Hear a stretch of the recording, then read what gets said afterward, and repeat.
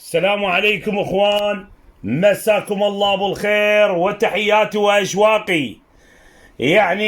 تمتعوا لما كل ما هو جديد على مزاد اخوكم محمد الخياط. جايب لك طير اليوم بشهادة صاحب الطير الريكو.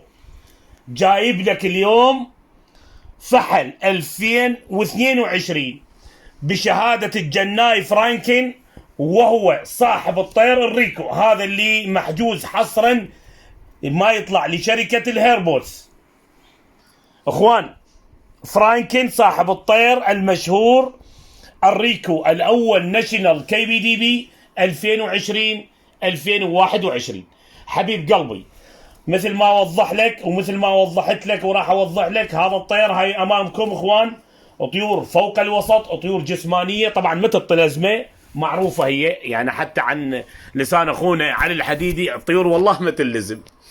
فحل 2022 حبيب قلبي، اتمعن وانظر وشوف وباوع بعينك واحكم بعينك. فحل طبعا الفيديو للاخ العزيز علي الحديدي المستورد، راح ينزل مع هذا المقطع امامك. جايب لك طير اخوه 10 مرات اول من جهه الاب، وام عمه الريكو، يعني اخت ابو الريكو، الام عمه الريكو. اخوان كلكم تعرفون هاي الطيور انتاجها وتصليحها بالفتره الاخيره، خواتها وبنات خواتها كلهن غلبا على مستوى الايس بيجن، ومثل ما ذكرها اخونا مهند القريش ابو عباس في اكثر من منشور.